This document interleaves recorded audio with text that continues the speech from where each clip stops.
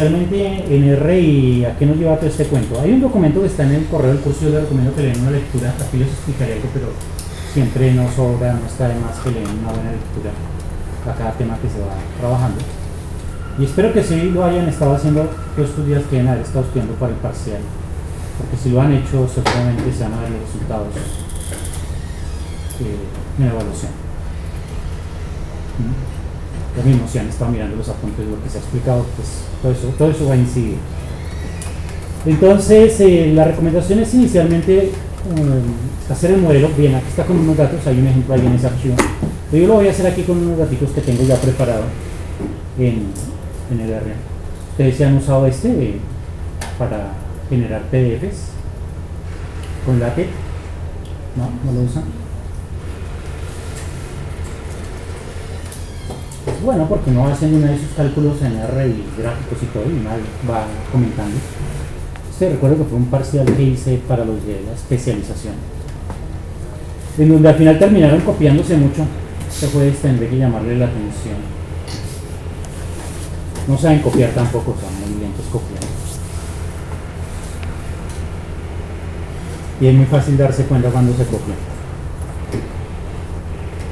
Bueno, esto es chévere porque miren que usted le pueden dejar una de todas las formulitas ahí, la carretita. Eso es chévere. Por eso es agradable también esta parte aquí de RStudio. Le dejan en esta extensión RNW. Ahí no lo puede hacer.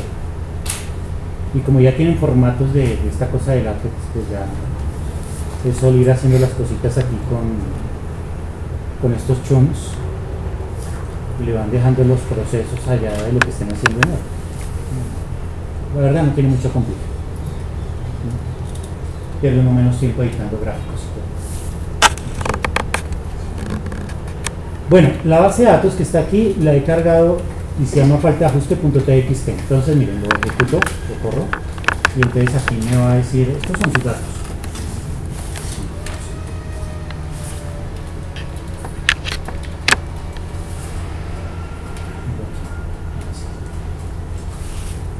Entonces esos son los 15 valores. Claro, como esto yo ya lo subí aquí al R-Commander porque le abrí un R-Commander, podría también hacerle una gráfica. Claro, si logro subir la basecita de datos aquí, se llama FA. Entonces lo abro y le pido una gráfica. ¿Qué tipo de gráfica? XY. Debe ser XY, ¿cierto? Le digo X. Y ese es el gráfico. Ya casi lo ven, ¿ya lo ven? Sí. Es como un diagrama de dispersión. Sí, es el diagrama de dispersión. Si observan, hay más de un valor para cada uno de los X. Pero hay algo interesante, claro, uno podría ajustarle una línea recta a esta cosa. El lío es que, según este comportamiento, algo que vamos a ver más adelante, esto es un gráfico muy claro de heterocedasticidad. Entonces aquí lo que vamos a observar es que hay un problema de heterocedasticidad. Entonces el problema de la heterocedasticidad con el problema de la falta de ajuste es algo que casi siempre se observa, que van muy de la mano. Entonces el gráfico es útil en ese sentido. Entonces, ¿qué hace uno aquí para hacerlo en el R? Inicialmente corro un modelo, este se llama un modelo reducido. Entonces digo con LM, Y versus X, indico los datos. Después si quiero le pido el resumen o la ANOVA, si quiero la ANOVA también le puedo pedir la ANOVA, ¿cierto? Aquí me podría pedir ANOVA, ¿dónde quedó escrito?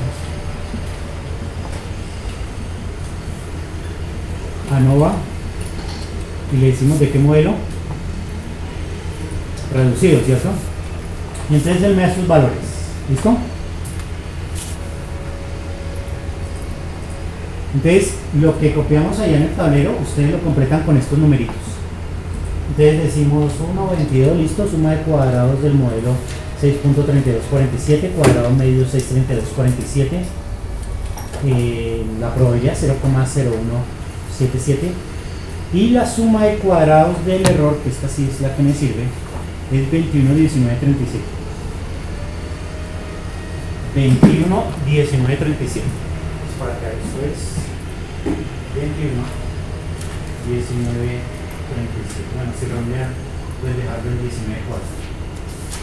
Y ahora, si hacemos la resta entre estos dos, obtendremos la suma de cuadrados asociada a la falta de ajuste. ¿Cierto? Porque ya, como dije arriba, la suma de cuadrados de error de todo el modelo es la de falta de ajuste más la de error puro. Entonces, hacemos la resta, tenemos el otro. ¿Claro?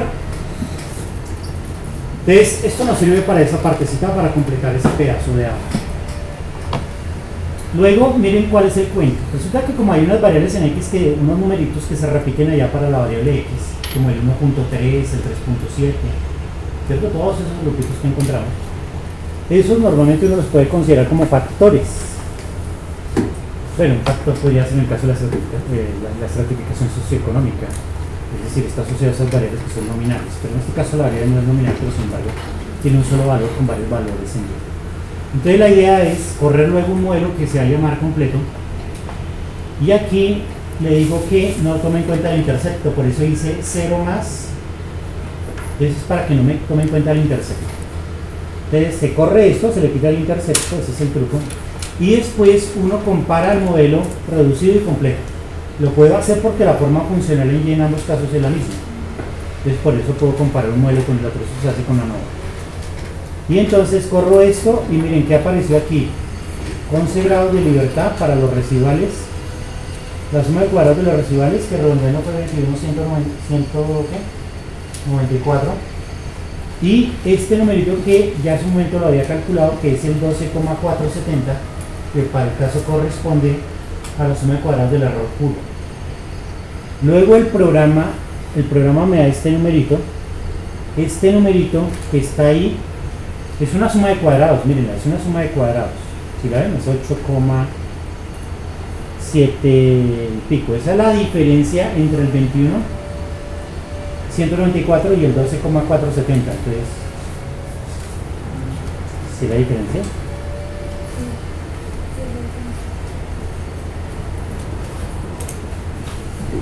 Sí, debe ser la diferencia. Porque así no está con todos los decimales. Entonces, ese numerito que sombré sería la suma de cuadrados asociada a la falta de ajuste. ¿Listo? Entonces sería ¿cuánto? 0,7237. 8,7237.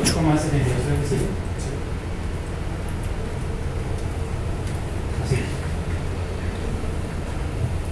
Y luego nos da un F. Para el de la falta de ajuste nos dice 0,6996. Entonces toman este de aquí, bien con este, nos da 0,qué?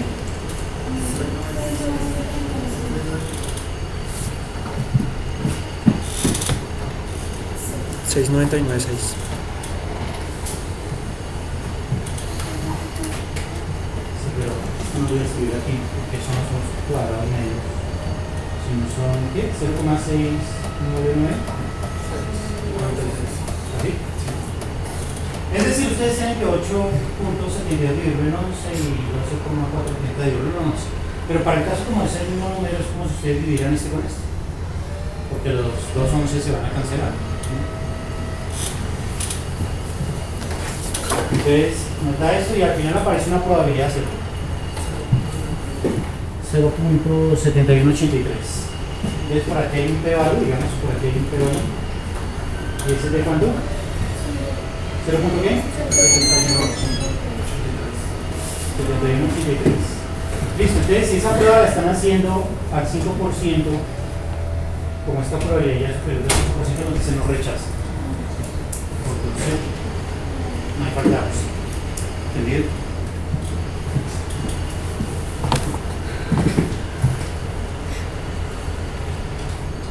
Igual podríamos buscar el F de tabla cuando lo busquen nos va a dar 2.82.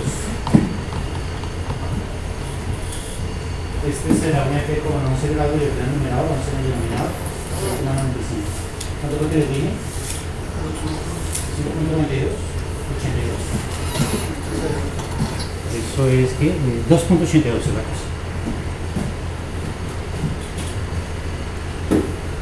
Bueno, se hace en la curva, se hace en la curva de la F. Por acá con un área de simplemente está la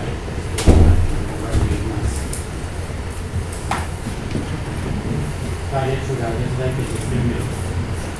Y aquí al 5% estoy diciendo que es 2.82, pero el valor que nos dio fue 0,6996. Entonces claramente cae en una región de rechazo. ¿Listo? Cuando llega a haber problemas de falta de ajuste, entonces lo que hay que hacer es empezar a replantear la forma funcional. Y entonces en el documento también encontrar allá en las notas le dicen eso, le dicen, bueno, ¿usted qué opciones tiene? Está ajustando un modelo, de pronto aquí vive un substantivo. Entonces es probable que para este XY esté ajustando un modelo así, pero de pronto ese modelo, si observa bien la gráfica, no es. Entonces usted dijo que era y igual de la sub 0 más delta 1x, replantéelo porque ese modelo no es, que está enfrentando por el problema de falta de ajuste. Entonces ahora reconsidero otra forma funcional como podría ser esta. Le selecciono un término cuadrático y de pronto ahora sí la cosa le presento mejor ajuste. Esa es una de las tantas opciones allá, porque yo les muestro como 4 gráficos y les dan algunas opciones en cada uno de los casos. ¿Listo? ¿Entendido? ¿Para qué sirve el cuento de la falta de ajuste? Bueno, si aquí miramos si el modelo nos ajusta o no nos ajusta los datos, encontramos que esa probabilidad que nos dio es de 0.01777. Quiere decir que al 1% el modelo no está ajustando los datos. Eso es porque internamente, ya como vimos, seguramente hay un problema de heterocedasticidad. Debe ser algo que se tendría que corregir. Inclusive pueden haber problemas también de normalidad, ¿no?, con estos mismos datos. Pero son cosas que analizaremos más adelante. Recuerdo que alguien me escribió un correo por ahí y decía que si hacía la prueba al 15%, entonces que si era congruente la prueba y tal. Pero es que ustedes no me pueden cambiar las probabilidades así porque sí. Estas probabilidades todas se definen a priori: modelo, 1%, parámetros, 5%. Si algo les pasa ya porque están haciendo una prueba en particular y la cosa la ven diferente, pues nada, significa que con esa prueba la cosa es no rechazo y tiene ya su regla de decisión muy clara. Pero no significa que entonces yo tengo que cambiar los grados de libertad para querer concluir como se me ocurre, ¿no? Uno no tiene que meterle sesgo a esos análisis. Los cortes son claros, se definen con anticipación. Es como si yo al final te dijera, entonces a un estudiante lo va a pasar con un 8. Pues claro, seguramente me pondrá contento porque pasa con esa nota, pero es que la regla de juego no me la invento yo en un momento dado porque me caiga bien o porque me caiga mal, sino que ya hay unas reglas de juego con anticipación. La universidad dice si saca más de 3 pasas, si saca menos de 3 pierde. Ahora, que en el límite, cuando queda un 2-9, un 3-1, bueno, tener exceso no hay problema, pero digamos que no, por defecto se dio, si le quedan un 2-9, pues uno puede replantearse la decisión, es igual en una probabilidad, si está en 0,49 o 0,51, en esos puntos uno duda un poco, y es bueno buscar varias pruebas, pero no me van a reajustar una cosa por allá al 15%, eso no lo hagan. Allí no hay para mí ambigüedades. Las ambigüedades están en un punto crítico, no en esos límites tan exagerados. ¿Entendido? Eso porque alguna persona en algún taller, bueno, en este taller, me preguntó algo al respecto y me decía eso, que si lo hacía de una manera le daba una cosa y si lo hacía de la otra le daba otra cosa. Pues ese punto en particular el Bujarat decía eso. De que replantearse los niveles. Subirlo a 12%. Al 12% estaba en el... En economía es claro que hay veces lo traen inclusive hasta el 10%, ¿no?, para algunas pruebas de parámetros. Pero es que depende de lo que quiera hacer. Digamos que si quiere mirar en un modelo, si una variable tiene algo de relación con otra, pues bueno, de pronto eso es medio aconsejable, porque no quiere hacer una predicción como tal del valor. Pero cuando quiere hacer predicción del valor, tomar esos niveles ya exagerados, la verdad no son muy apropiados. En ese caso, uno que debió haber concluido en... Digamos que hay casos, por ejemplo, como cuando se vea la parte de selección de mejor modelo en donde uno puede tomar unos niveles un poco más altos, como un 15%, porque hasta ahora va a tener un pool de variables para empezar a hacer un proceso de curación. Pero cuando ya quiere tomar una decisión muy particular, uno tiene que ser muy estricto en los niveles. Por eso digo, depende de la distancia en donde quiera hacer algo. Si yo estoy medio comparando, no me interesa mucho hacer la parte de la predicción, pues algunos niveles se pueden modificar, pero esto normalmente no se aconseja hacerlo en niveles tan altos, digamos. Eso no es la recomendación. Porque si no, entonces yo sigo exagerando y pasa como les comenté alguna vez con el estudio ese que hacía la Universidad Rosario para mis primeros modelos económicos que se hicieron en Bogotá. De decirles, oiga, ustedes tienen unos datos atípicos, entonces quitaban datos, hasta que llegó al punto que me quitaron el 50% de la muestra. La cuestión no es que le den gusto al profesor, ni que le den gusto allá al interventor, ni que le den gusto a nadie. Es que hay unas normas. Si yo diseño una muestra, hay unos errores de muestreo. Y yo podría quitar un porcentaje, un 1%, un 2%, pero ya quitar un 50%, entonces ya todo se le cae, porque la muestra ya no sería representativa de toda la ciudad. Entonces esas cosas hay que hacerlas con conocimiento. Esto no es de estar quitando o estar poniendo. Uno tiene que tener claro hasta dónde quito o hasta dónde hago una prueba con qué nivel determinado. Pero no es, no me sirvió, entonces pongamos más, no seamos tan estrictos. Hagámoslo con un nivel más alto. Esa no es la idea. Porque cuando eso se hace, como les digo, se suelen cometer errores y sobre todo en los tamaños de muestra. Que lo que ustedes están concluyendo ya no termina siendo significativo para todo el universo. Eso es lo que suele suceder cuando se modifican esos niveles. O sea que digamos en ese caso la conclusión habría sido como cualquiera de los dos modelos funciona, o sea, Bueno, funcionan bien, que no se estaba rechazando. Los dos modelos suelen funcionar bien, porque normalmente esa prueba es un poco más como para mirar si las formas funcionales están bien, pero no es tanto para decir este modelo es mucho mejor que el otro, esto no se lo va a concluir, ¿me entienden? Entonces si le va a decir si el modelo está bien, pues sí, puede cambiar los niveles y decir si el modelo está bien.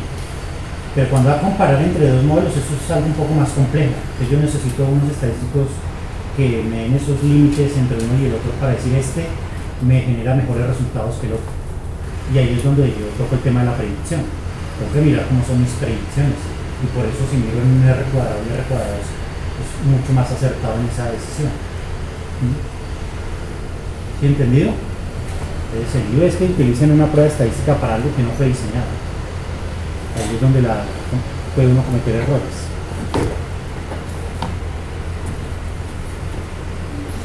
Bueno, estos mismos datos, entonces vamos a hacerlo de otra manera. Entonces, he traído aquí otros programitas. Estos me gustan, este JMP, durante muchos años lo he usado. Recuerdo que hace unos meses, hace un mes tal vez, o algo más, por aquí llegaron unos estudiantes, creo que se los está dirigiendo Javier. Y han hecho una tesis con redes neuronales. Bueno, aquí ya de la carrera han habido como 3 o 4 tesis con redes neuronales para el cuento de los avalos. El utilizar una herramienta de esas no considero que esté mal, puede estar muy bien. Pero lo que se juzga cuando alguien hace una nueva tesis es qué está aportando de nuevo. Si lo que hicieron los otros es diferente a lo que él ha hecho, o al grupo de personas que vienen a hacer algo nuevo. Y recuerdo que cito esa tesis porque ellos usan este programa, JMP. Entonces, bueno, JMP antiguamente no existía, el que siempre ha existido es SAS, pero algunas personas de la casa SAS hicieron un entorno de ventanitas y todo esto, que también lo tienen algo SAS, pero esto es más de ventanas sin tanta programación, y por eso es amigable para mucha gente. Entonces, si uno se va aquí a modelos, va a encontrar redes neuronales. Ya aparece algo de redes neuronales. Aparecen inclusive cosas con la parte de estadística espacial, como los métodos Kriging, funciones de base radial, cosas de esas que son un poco modernas. Entre comillas, porque estos métodos también llevan más de 50 años de existencia. Entonces, por aquí hicieron algo de redes neuronales, y bueno, la cosa no me disgustaba en ese sentido, pero lo que yo veo es que no tienen claro lo de los modelos, cosas básicas, y al final tampoco está claro en qué aporta la tesis, porque uno para qué va a usar una red neuronal, por una necesidad de graduarse o porque efectivamente espera que ese método que va a proponer sea mucho mejor con respecto a lo clásico. Resulta que si me muestran los resultados y me muestran que lo clásico funciona mejor que la red neuronal, entonces la tesis se cae. Ahora, hay veces comparan modelos, pero las comparaciones no son equitativas. Por ejemplo, si yo en una red neuronal meto todas las variables y obtengo un buen resultado, pero después hago una regresión clásica y no considero los supuestos y entonces en otra fórmula variable dado que había problemas de heterocedasticidad, de normalidad, y eso pues la comparación ya entre un modelo que no cumple los supuestos con respecto a un modelo de red neuronal ya no es válido. Entonces las comparaciones tienen que ser equitativas. Como decir, tomé estos datos y hice mi máximo esfuerzo para llegar a un óptimo resultado. Pero si voy a comparar algo y decir, ese modelo aquí lo hice mal, y después por el otro lado uso una herramienta súper poderosa y digo, el resultado es muchísimo mejor. Pero es muchísimo mejor porque en el otro caso no corrigió todo lo que tenía que corregir. Entonces, esa tesis tiene ese problema que les acabo de mencionar. Y que gran parte del documento pues hacen es un manual de cómo usar JMP. Pero esto que ciencia tiene, no tiene. Yo les juro que tengo este semestre algún estudiante me decía eso, oiga, ya hacemos un manual para tal cosa. Y digo, pero un manual para manejar tal cosa de TINR. Si ustedes buscan en YouTube hay montones de manuales para mirar cómo instalar un programa, cómo manejar un programa, cómo abrir los datos en un programa. Entonces digo, pues si quiere perder el tiempo lo puede hacer, pero cuando uno trate de hacer cosas que sean cosas que le sean útiles a los demás, está bien. Pero también debe pensar que si ya han hecho un montón de cosas, uno cuando va a hacer una cosa, lo primero que debe pensar es eso. ¿Qué han hecho para no volver a hacer lo que ya han hecho? ¿Y qué puedo hacer diferente? ¿Sí? Porque lo contrario puede estar perdiendo su tiempo. Entonces, ahora está pasando eso con las selectivas aquí en la universidad, por lo menos en la carrera, en donde en este momento pueden haber perfectamente 15 selectivas. Y hay un lío terrible con las selectivas. Entonces, mañana miraremos qué se va a hacer con esas selectivas. Pero me parece mal que en un momento dado hayan 40 electivas. No se trata de tener un pensum paralelo a la carrera, sino que si hay unas electivas, estas funcionen bien. Así sean pocas, que sean solo pocas. No es que todo el mundo tenga que estar proponiendo todos los días electivas. Es un gran problema. Como pasa en la universidad, todos los días los profesores están proponiendo nuevos grupos de investigación. Y eso surge porque la universidad le califica al docente la generación de grupos de investigación, la generación de electivas, la generación de todos los espacios académicos. Y es terrible porque si a todo el mundo se le evalúa eso, pues pasa lo que pasa actualmente. Es lo mismo, si le dicen, oye, usted todos los semestres tiene que viajar y presentar alguna ponencia a nivel nacional o internacional, entonces todos los profesores dicen, tenemos que anotarnos en algo y tenemos que viajar a donde sea. Y eso genera también un despilfarro de recursos. Porque sí hay trabajos que valen la pena mostrar, pero no quiere decir que todos los trabajos sean igualmente dignos de mostrar. Hay unos muy buenos, hay otros que no son tan buenos. Pero son los afanes por cumplir, ¿sí? Es como por llenar la plana y decir, sí, llegué temprano, sí, entregué el programa, sí, hice tal cosa. Eso es un gran lío. Bien, miren aquí que dice Film Model, ajuste de modelo. Y le dan una carretica para que dice eso. Entonces uno le dice Film Model. Este no me carga datos con puntos en separación de decimales, entonces no me sirve el archivo que había cargado en R. Y ahora aquí buscan ordenar para qué cosa. Entonces lo busco en econometría, en ejercicios, y debo tener alguna cosa de falta de ajuste. Ahí no veo nada porque aquí tengo que seleccionar el formato. Entonces digo, eso está en un formato Excel. Y busco falta de ajuste. Les voy a abrir.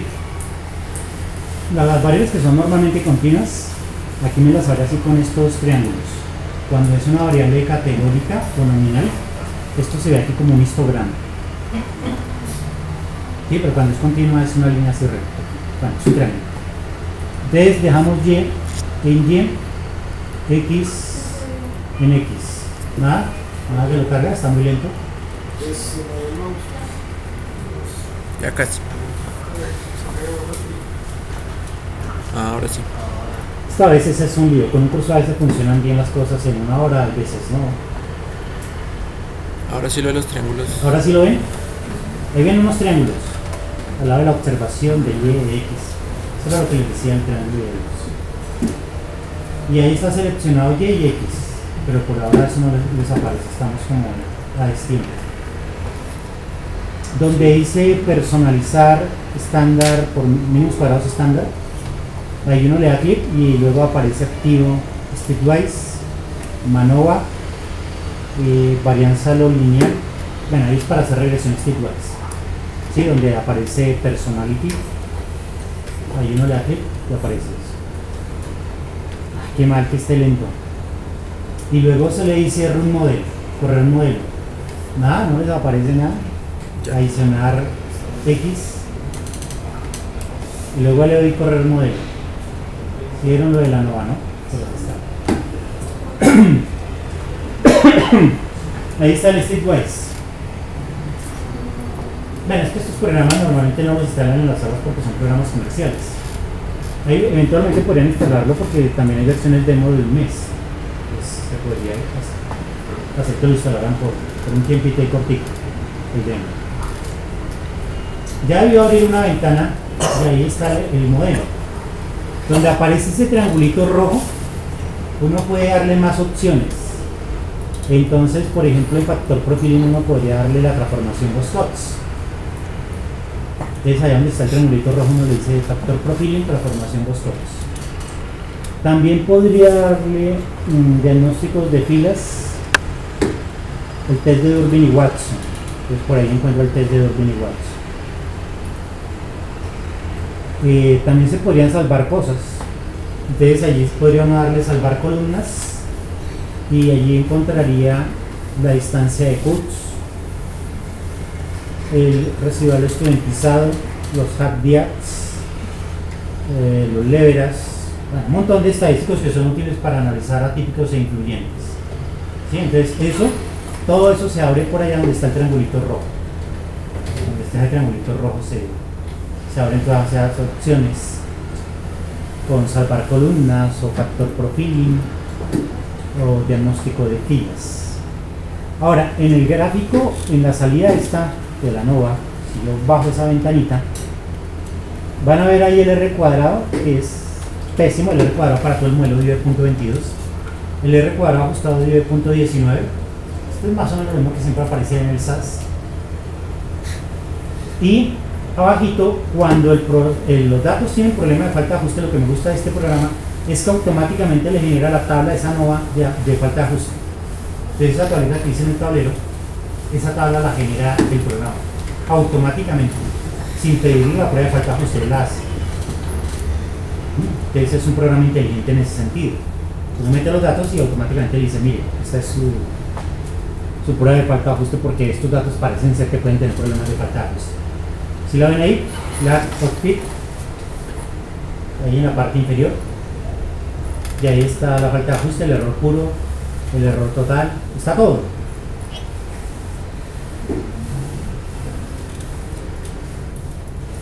Está la razón del F. Entonces, por eso me gusta este programita. Tiene otra cosa interesante, lástima que vaya muy lento, y es que en la ayuda, en el GEL, que está ahí en el menú principal a la derecha, uno se puede ir a índices y en índices se encuentra estadísticos. Esto es igualito al SAS, y luego allá busca la prueba que necesite. Entonces si necesita la prueba de Bartlett, allá encuentra Bartlett test. Si necesita la de Kolmogorov-Smirnov, ahí encuentra el de Kolmogorov-Smirnov. Si necesita una IC, bueno, todo lo que necesite lo va a ver allá en esa ventanita, en el Statistical Index. Si lo ven ahí, ahora sí ya se ve. Entonces por allá uno busca un montón de cosas, de pruebas, de estadísticos, y lo que necesite lo encuentra allí. Luego le dice búsqueme tal cosa, regresión logística, y después le dice launch, córralo, selecciona las variables y listo, corre lo que necesita. Esto es muy agradable en ese sentido. Y no tiene que estar programando, ¿no? Es solo dar clic, clic, clic. Además que ese es de los mejores programas que hay en el mundo en estadística. Pues, el JMP, al tener lo mismo, nos permite trabajar con esa facilidad. Eso es lo que me gusta de este programa. Pues, en algunas épocas se ha hecho cosas de serie de tiempo, modelos, muchos por aquí. Tiene una desventaja y es que cuando uno trabaja como NR, con esos entornos de programación, pues eso es como para resolver un incendio, digamos. Necesito entregar un modelo en 5 o 10 minutos, meto datos acá, hago todo el proceso y sale. Pero si después necesito modificar lo que ya hice, pues tendría que volverlo a repetir todo, porque no tengo esa programación. En cambio, si entro a un R o a un SAS, ya tengo el código. Si algo necesitaba modificarlo, cambio la base de datos, lo que sea, y está todo ya, es solo ejecutarlo. Entonces, tiene sus ventajas y sus desventajas. Voy a cerrar este, no va a salvar los cambios, y ahora voy a mostrarles un poquito de StatGraphics. Vamos a ver si lo ven ahí, porque esto está tan lento. Está demasiado lento. Todavía nos hace falta la prueba de show. Bueno, la prueba de show la hacemos más rápido. Vamos a ver si viene el Stack Graphics. Este Stack Graphics ha venido cambiando. Bueno, también tiene su versión en castellano, su versión en inglés. La versión que tengo instalada aquí es la inglés. Claro, estas son versiones piratas, porque esas versiones legales solamente en los demos. Y ya cuando quiero que me haga un montón de cosas, pues lo que busco son versiones de estas y algún crack y listo, ¿cierto? Algún crack y una vez un nivel. Bueno, hay algo chévere. Ayer que a la otra clase me acordaba de eso porque hacía mucho tiempo no lo hacía.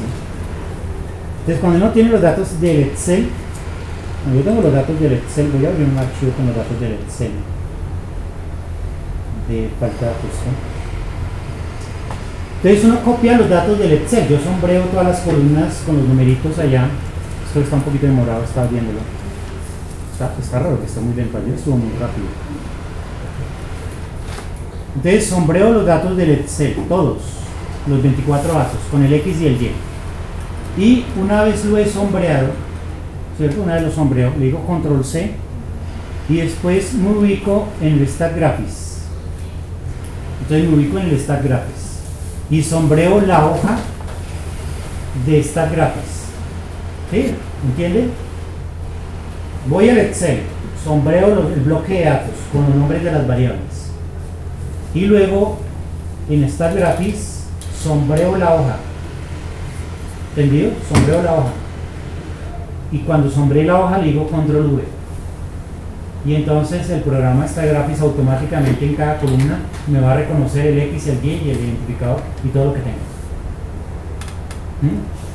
Entonces aquí lo que hago ya es sombrearla, le digo Control V, él me dice que si desea pegar los nombres de las columnas, yo le digo que sí, que claro, que eso es lo que necesito y me pega automáticamente todo, los valores de las variables y me identifica los nombres de cada una de las variables. Entonces, miren, sombré la hoja del Stack Graphics y luego le di Control V y automáticamente quedan los datos con los nombres de las variables. Después, si ustedes quisieran modificar eso, porque, bueno, puede ser que los datos no los hayan importado bien. Por ejemplo, si los hubiese importado con los punticos en vez de las comas, me hubiese generado un problema. Entonces, uno le da doble clic en el nombre de la variable, por ejemplo, la X o la Y, y al darle el doble clic, él le dice si ese tipo de dato es numérico o si el tipo de dato es de tipo carácter. Es importante que todo esto siempre sea numérico. Muy importante que sea numérico. Entonces, si lo hubiese importado con los puntos, él me diría, no, esto está carácter. Yo sé que no puedo hacer nada. Entonces, tengo que devolverme en el archivo Excel, cambiar esos puntos por comas y luego traerlo aquí y ahí sí manejarlo bien, porque seguramente me lo va a reconocer con las comas, ¿cierto? Si ven la hojita ahí donde dice numérico, carácter, si es algo de tiempo, bueno, es eso, dejarlo como numérico. Entonces lo dejo como numérico, le digo aceptar y luego voy a hacer el modelo.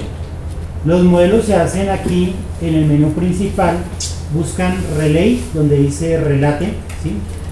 Relay, y allí aparece One Factor, un factor, bueno, aparece un montón de cosas, aparecen métodos de clasificación, también hay redes neuronales, análisis discriminante, cosas como para análisis actuarial como datos de esperanzas de vida, y está también regresión múltiple, múltiples factores, y en One Factor, en un factor dice regresión simple. Al lado de regresión simple dice regresión polinomial, transformación Box-Cox, modelos de calibración, líneas de regresión para comparar diferentes modelos. ¿Sí están conectados o se desconectaron? ¿Cómo? Estaba tratando de ver si de pronto reconectándome sería más rápido, pero no. Ah, también falta otra compañera.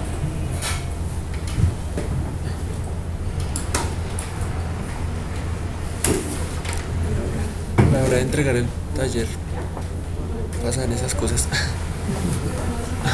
Bueno, entonces miren, le dan regresión simple, y ahí dice Y en Y X en X. Entonces uno sombrea X, lo envía a X, Y, lo señala y lo envía a X y Y. ¿Qué hacemos? ¿Los desconecto y vuelvo a intento o qué? Sí.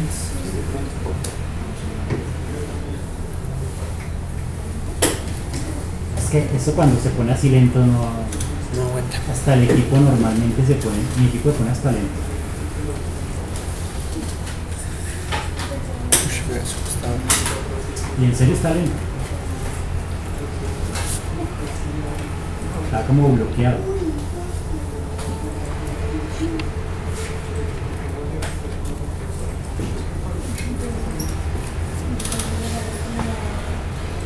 ¿Un poquito más rápido o no?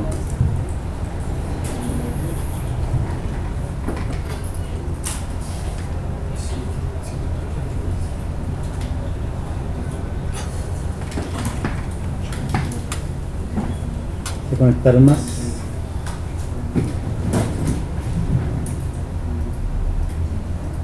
¿Listo? Ahora sí está mejor.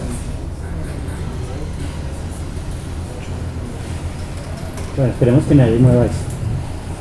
Miren, ahí está el del relay. ¿Por aquí se movió ahora sí? Sí, ahora está como un poquito más rápido. Un factor.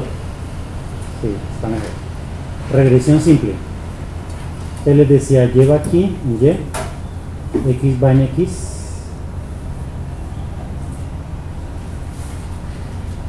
Y luego le decimos OK. Y miren, él hace todos estos modelos. Hace un modelo recíproco, raíz cuadrada a un lado, al otro, doble logaritmo, logístico, probi, bueno, de todo. El que le estoy dando es uno lineal. Luego le digo OK. Y entonces aquí miren, dice, ¿qué quiere usted que le muestre? Tablas y gráficos. En tablas, el resumen de análisis, la falta de ajuste, las predicciones, una comparación de modelos alternativos, puntos influyentes. A mí me gusta mucho estas gráficas, sobre todo para series de tiempo y para casos de regresión, lo que tiene falta de ajuste y lo de puntos influyentes. Bueno, los gráficos también me agradan, son buenos. Entonces puedo pedirle esto. Entonces ustedes señalan allá lo que quieren, luego le dicen OK y él envía un montón de ventanas con el gráfico. No hubo nadie más conectado. Entonces ahí me envía el gráfico con sus bandas de confianza y aquí está el de falta de ajuste. Uno le da doble clic sobre la ventanita y ahí está el de la falta de ajuste. Algo agradable es que aquí le envía la carreta analizándole los resultados. Si fuera en una versión de castellano, en castellano le dice. Entonces le dice el p-valor que encuentra en la tabla de ANOVA asociada a la falta de ajuste. Este es más grande que el punto 0.5, por lo tanto el modelo parece ser adecuado para los datos que usted observó con una banda de confianza o un intervalo de confianza del 95%. Pero le está diciendo a uno todo, le está analizando. ¿Sí? Muchas veces, inclusive cuando encuentra errores de alguna cosa, le dice, oiga, esto como que no está del todo bien, váyase a tal lado y haga tal prueba complementaria. Entonces, es interesante en ese sentido. Aquí está bien, se ve bonita la tabla y está muy bien el análisis. Por eso ese programa es agradable, por los comentarios que hace y por toda la cantidad de cosas que tiene. Listo, entonces ahí ya saben que existe la falta de ajuste en ese programa. El JMP ya no, ¿cierto? ¿Qué más quedó pendiente? Lo que estamos aquí, ¿cierto?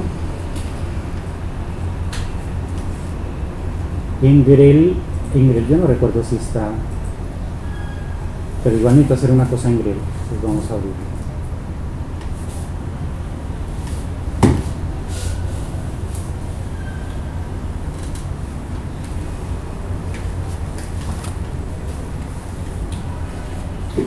Está como lento abriendo el Grel. Bueno, vamos a abrir voy a abrir el de la prueba de Chow. Se abre el de. Se quedó procesando el de Grel.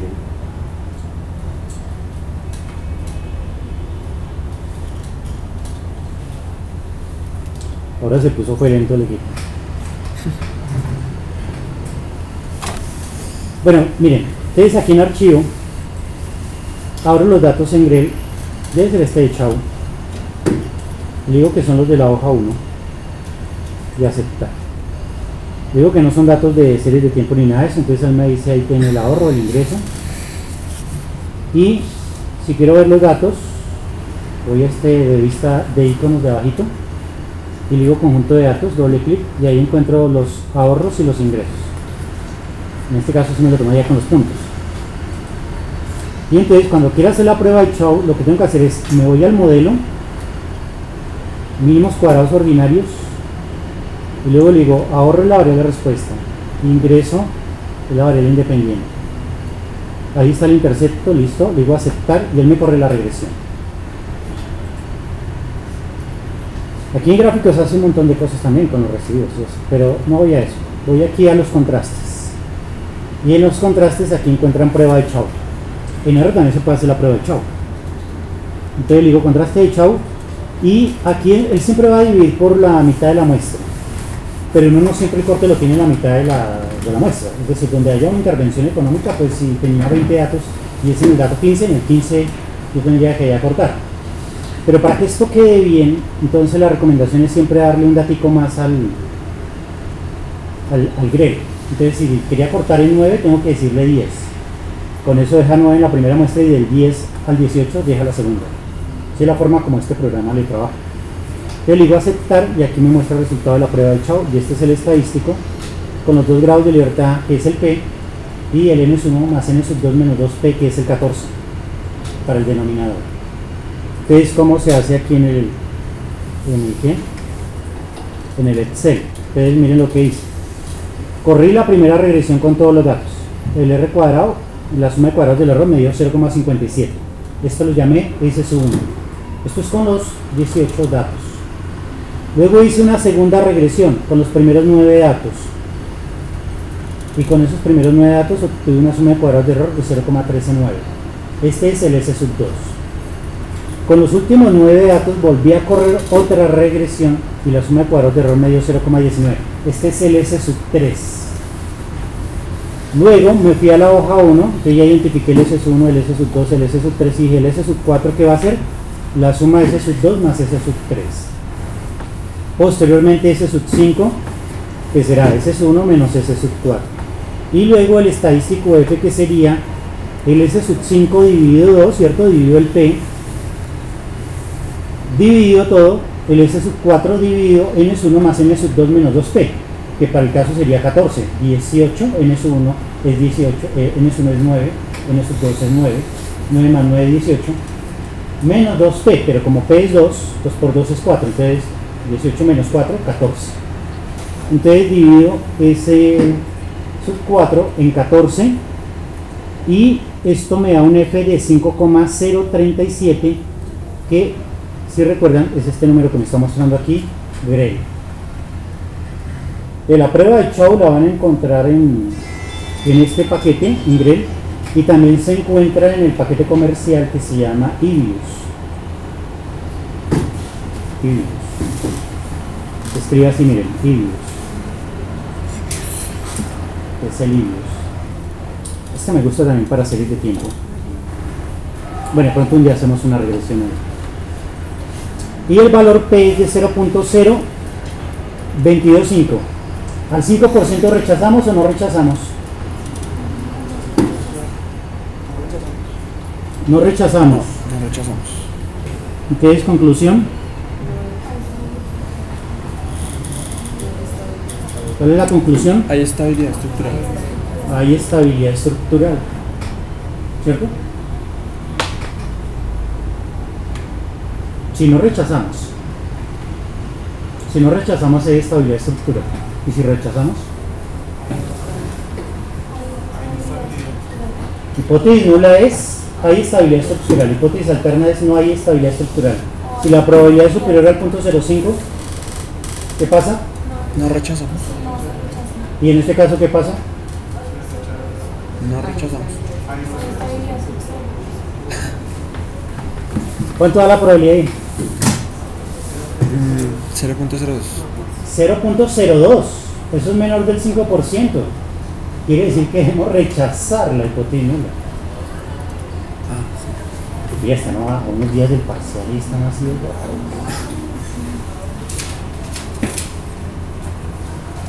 No se dejen enredar pilas con eso. Yo ese parcial lo redacto súper bien para que se enreden.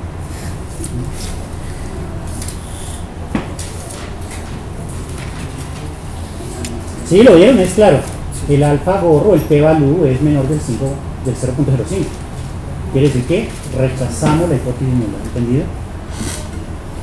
Bueno, podríamos buscar un F de tabla, ¿cierto? No sé si ese F de tabla tal vez lo alcancé a buscar por acá, sí. F es este, QF. El F de tabla da 3.73, 3.73, ¿cierto? Entonces, si lo hiciéramos ahí, bueno, sí, pero si lo hiciéramos aquí, digamos, esto va así. Esta área es 1 de los 5. ¿Cuánto vale este F? Con 2, 14 y 0.95. ¿Es igual a cuánto? 3.73, ¿cierto? ¿Y el calculado cuánto nos da? 5 puntos. Dejémoslo por aquí.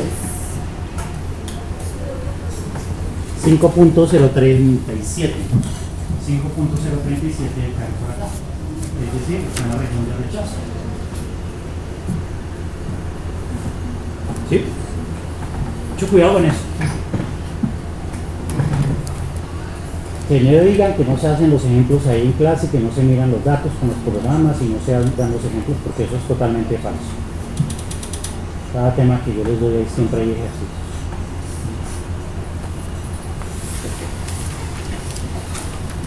Dejamos ahí. Estoy trabajando al proyecto, ya todos tienen su asignación. Y en el parcial tomarlo con calma. Pensar muy bien las cosas y hacerlas con las ayudas que se les den y todo el cuento. No ponerse en allá a correr. Porque hay veces es eso, creo que la gente se predispone. El otro día mostraban en un canal, creo que era Discovery Channel, que a la gente le daban una bebida que no tenía alcohol y le decían esto tiene 4 grados de alcohol. Y después le preguntaban cómo se siente. Y entonces alguno, no, sí me siento como mareado.